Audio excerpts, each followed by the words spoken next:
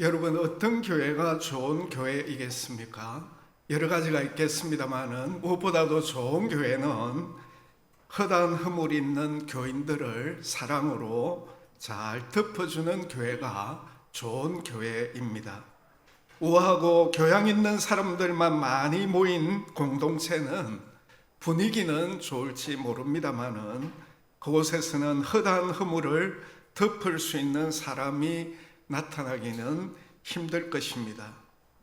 교회 공동체에 다른 사람의 잘못을 지적하며 분위기를 흐트리는 사람들이 있습니다마는 그런 사람들 때문에 마음이 힘들고 또 공동체 갈등이 생길 수가 있습니다마는 그런 사람들을 사랑으로 품어 그 사람을 변화시키는 바로 그런 교회가 정말 좋은 교회입니다.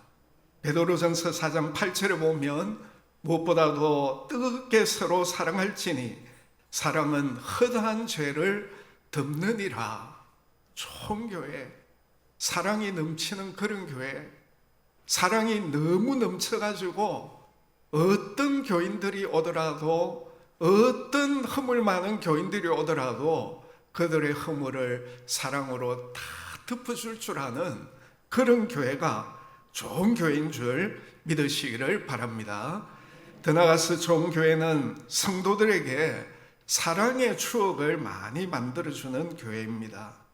특별히 교회 구성원들인 성도들이 교회에 모일 때마다 정말 이 세상에서 힘들고 어려운 그런 가운데 살다가 그 버거운 삶의 무게로 힘들어하는 그런 교인들을 서로 사랑하고 그들을 위해서 기도하고 격려하고 위로해주는, 그래서 그런 사랑의 추억들이 가면 갈수록 많아지는 바로 그런 교회가 정말 좋은 교회입니다. 그리고 더 나아가서 성도 서로 상호 간에도 이런 아름다운 사랑의 추억을 제공해 줄 뿐만 아니라 하나님과의 추억을 많이 쌓도록 해주는 그런 교회가 좋은 교회인 것입니다. 여러분들이 우리 교회에 이렇게 나오셔서 신앙생활을 하시는 가운데 무엇보다도 오늘 우리 교회가 좋은 교회가 되기 위하여 어떤 허물을 가지고 나온 성도들도 여러분들이 주님의 사랑으로 그들의 허물을 다 덮어주는 그런 교회, 그리고 그렇기 때문에 우리 모두가 일주일 삶에 지쳐서 교회에 와가지고 하나님 앞에 예배를 드리고 난 다음에 우리 성도 한 사람 한 사람이 서로를 격려하고 위로하고, 그래서 교회 올 때마다 너무나도 아름다운 그런 성도 간의 추억들이 많은 그런 교회, 거기에서 한 걸음 더 나아가가지고 정말 하나님과의 그런 좋은 추억들, 이런 추억들이 많이 이제 쌓일 수 있도록, 그런 추억을 쌓기 위하여 오늘 우리가 어떻게 해야 되겠습니까? 이 세상을 살아가면서 어렵고 힘들 때, 고독하고 외로울 때, 무엇보다도 내 힘으로는 더 이상 아무것도 할 수 없다고 생각할 그때가 바로 그야말로 하나님과의 좋은 추억을 쌓을 절호의 기회인 줄 알고, 그때 하나님과 나와의 그런 만남에 골방으로 들어가서 하나님 앞에 내 모든 사정을 다 토하고 눈물로 하나님 앞에 참 기도할 때 하나님께서 그런 우리를 만나주시고 그런 우리를 위로하시고 그런 우리에게 놀라운 회복의 은혜를 베풀어 주셔서 하나님과의 아름다운 추억을 많이 쌓게 되는 것입니다. 예수님의 제자 가운데 베드로 같은 경우에 3년 동안 예수님을 그렇게 따르고 잘 이렇게 했지만은, 그러나 결정적인 순간에 예수님을 부인하지 않습니까? 그럴 때 그야말로 그가 3년 동안 예수님과 함께 하며 살았던 모든 것 다 허물어지고, 내가 이런 상태에서 어떻게 예수님을 더 따를 수 있겠는가?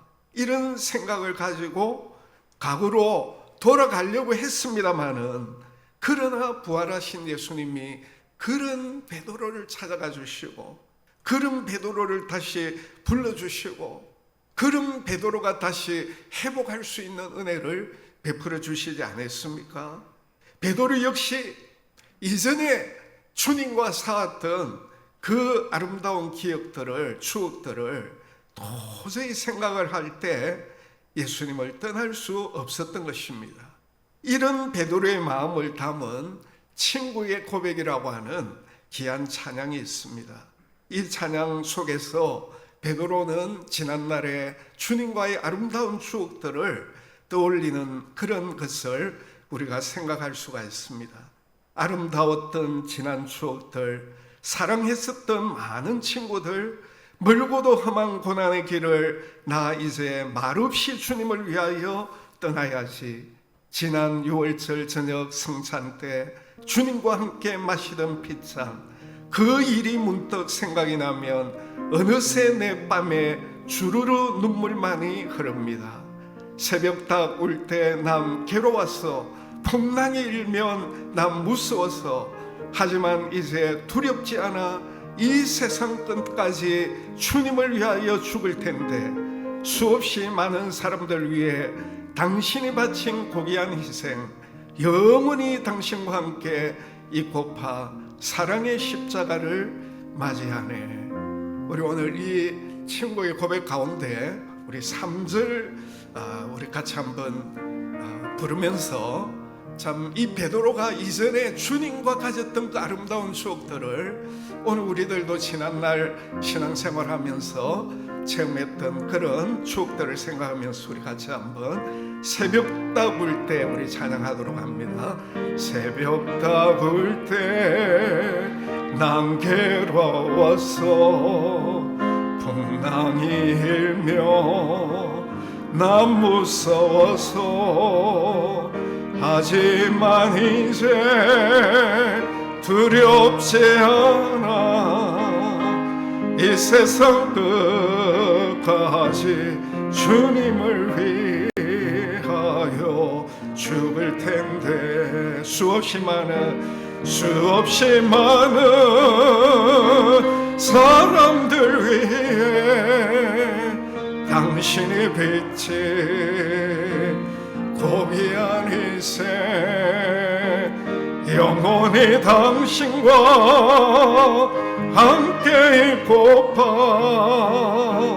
사랑의 십자가를 맞이하네. 수없이 많은 사람들, 수없이 많은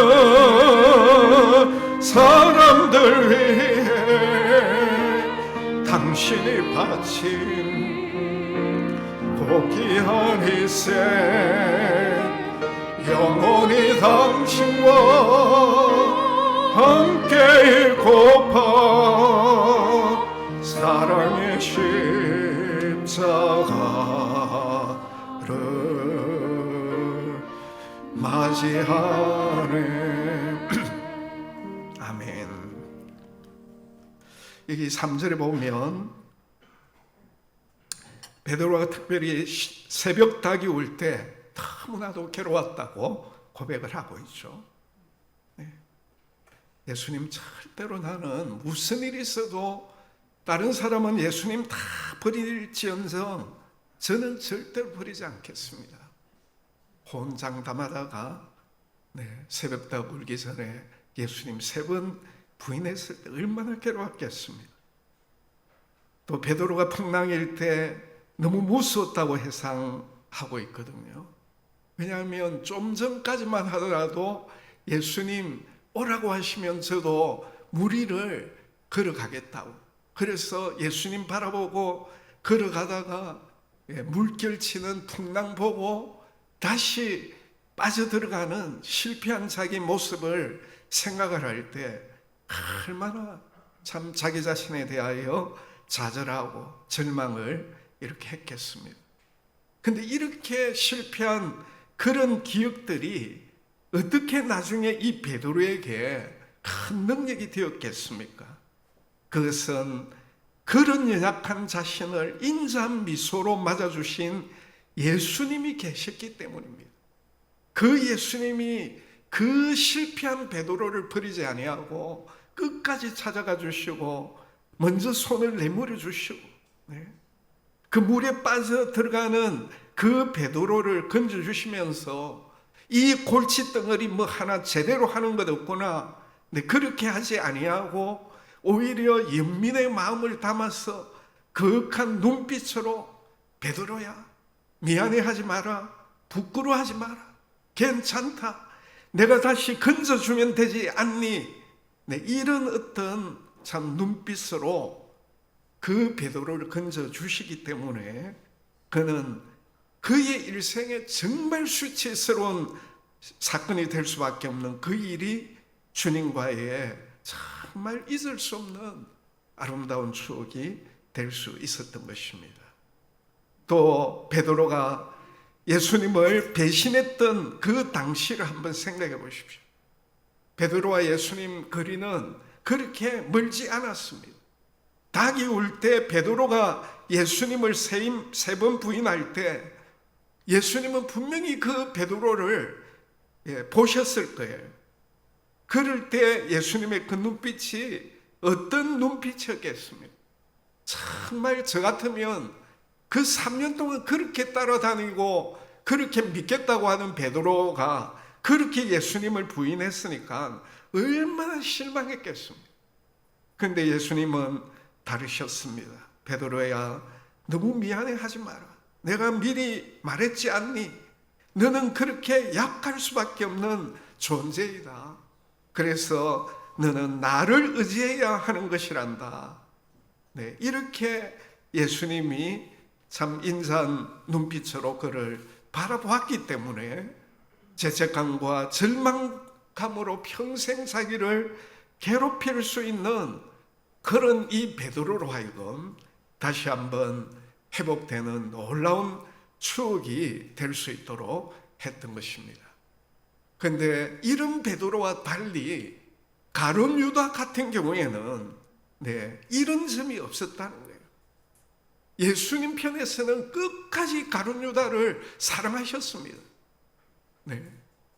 그런데 그렇게까지 사랑하시는 그 예수님의 용서와 사랑의 눈길을 외면했기 때문에 그는 자신이 예수님을 배신한 그 죄책감으로 말미암아 스스로 자신의 목숨을 끊어버리는 길로 가고 말았다는 것입니다.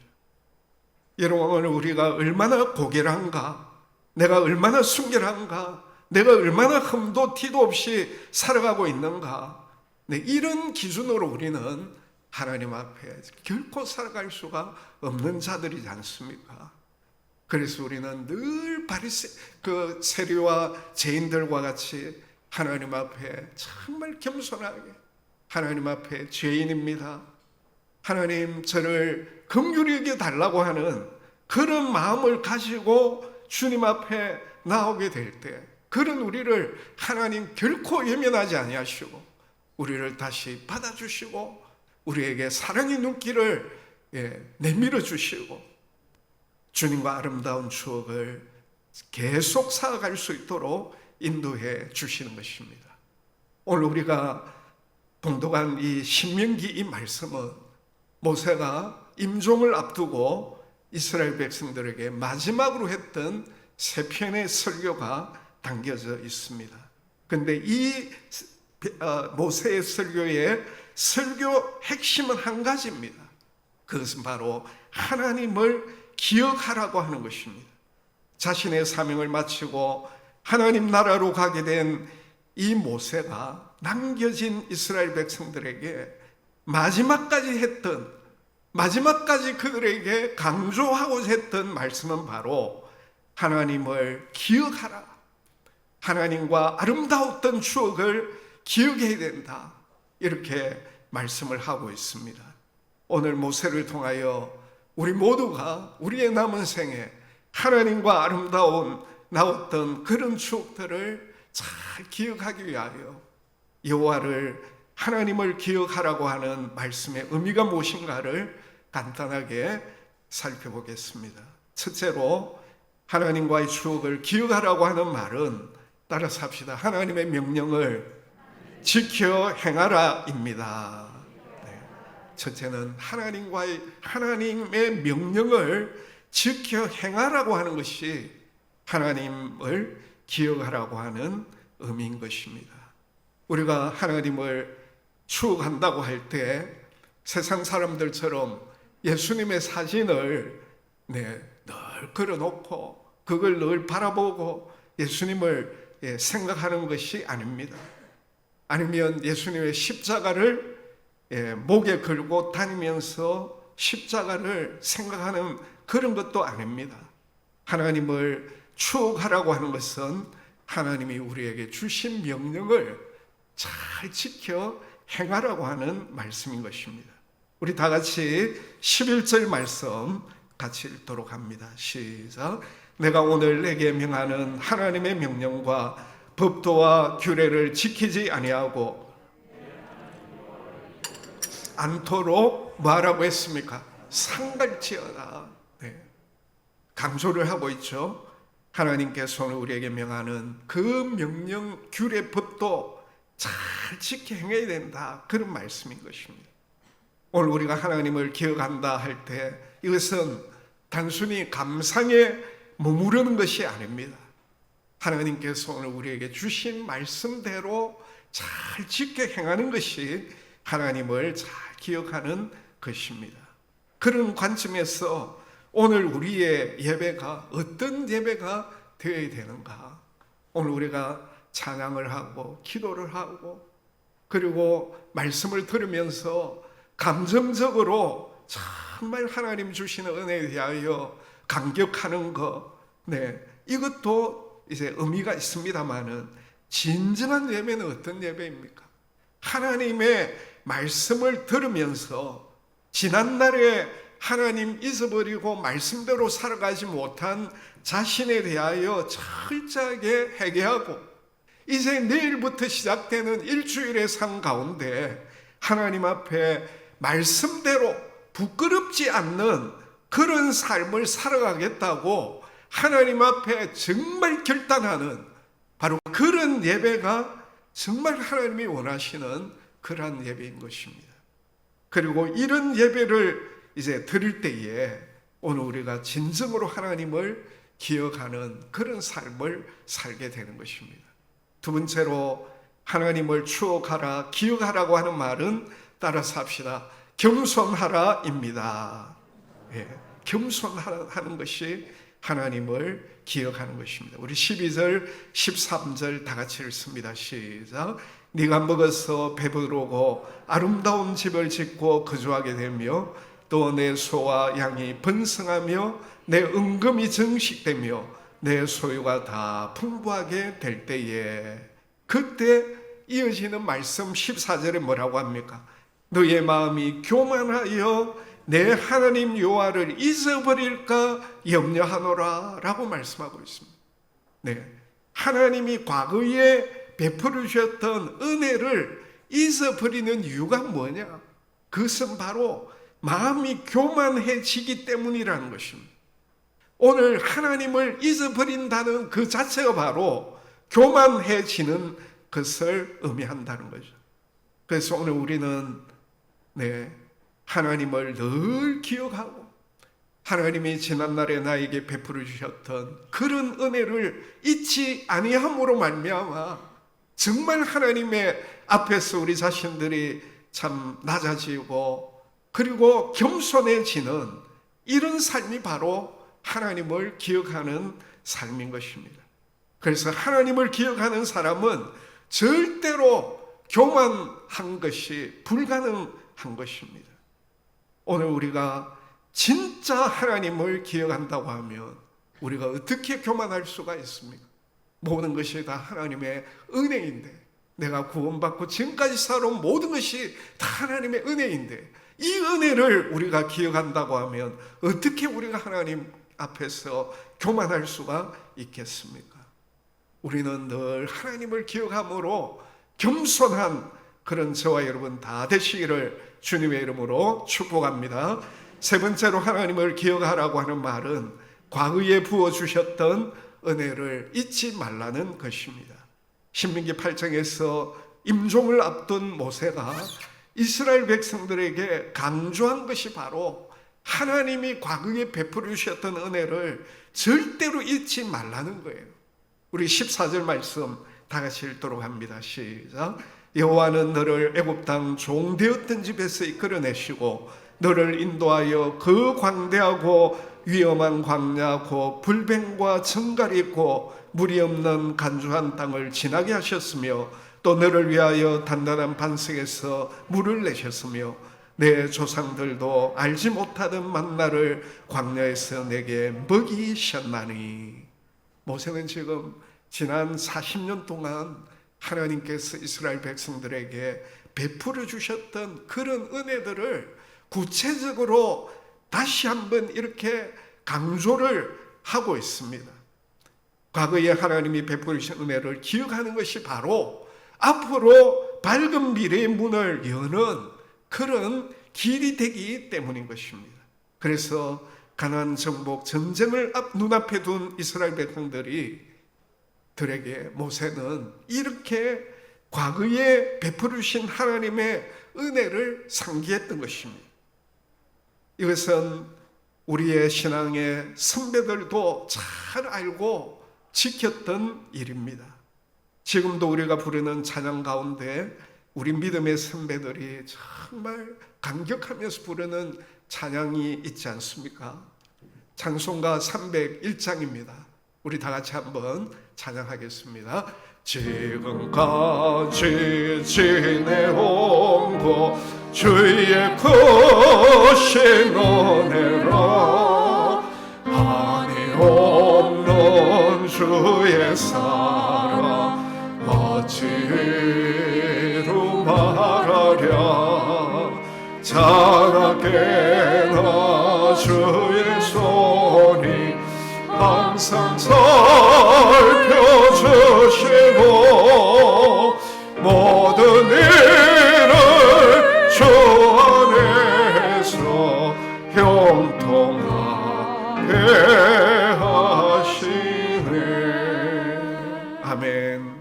우리의 신앙의 선배들이 이 찬양을 부를 때마다 눈시울이 붉어지고 감격하는 그 이유는 과거에 힘들고 어려울 때에 하나님께서 베푸르신 은혜가 너무나도 크기 때문 아닙니까? 오늘 우리가 이 찬양의 가사처럼 과거에 하나님이 베푸르신 은혜에 대해 잊지 아니하고 감사하게 될 때 그것이 바로 우리의 현재와 미래를 형통의 길로 인도하는 바로 지름길이 된다고 하는 사실을 우리는 잊지 말아야 될 것입니다. 오늘 우리나라가 이만큼 잘 먹고 잘 살 수 있는 것, 비참하고 가난했던 과거를 잘 극복했던 우리 윗대 어른들 때문 아닙니까? 무엇보다도 그렇게 극비됐던 나라가 이처럼 우뚝서기까지 하나님께서 우리나라에 놀라운 은혜를 베풀어 주셨고 지금도 그 은혜를 우리에게 계속 베풀어 주시고 있기 때문입니다. 오늘 우리는 이 은혜를 결코 잊어서는 안 될 것입니다. 우리는 이 하나님의 은혜로 지금 이렇게 부유하고 형통한 삶을 누리고 있다고 하는 이 사실을 늘 기억함으로 말미암아 하나님 앞에 늘 감사하고 하나님께서 그런 오늘 우리의 미래를 축복해 주시기를 주님의 이름으로 축복합니다. 오늘 여호와를 기억하라고 했습니다. 하나님께서 지난날 이제 여러분들에게 베풀어 주셨던 많은 아름다운 추억의 은혜들이 있을 것입니다. 그런 은혜들을 늘 생각하면서 여러분들이 앞으로도 어떤 어려운 가운데서도 하나님께서 나에게 과거에 베풀어 주신 그 은혜를 앞으로도 베풀어 주실 것이다. 이런 믿음 가지고 지금의 앞으로 어떤 어려움도 넉넉하게 잘 이겨나가는 우리 성도들이 다 되시기를 주님의 이름으로 축복합니다.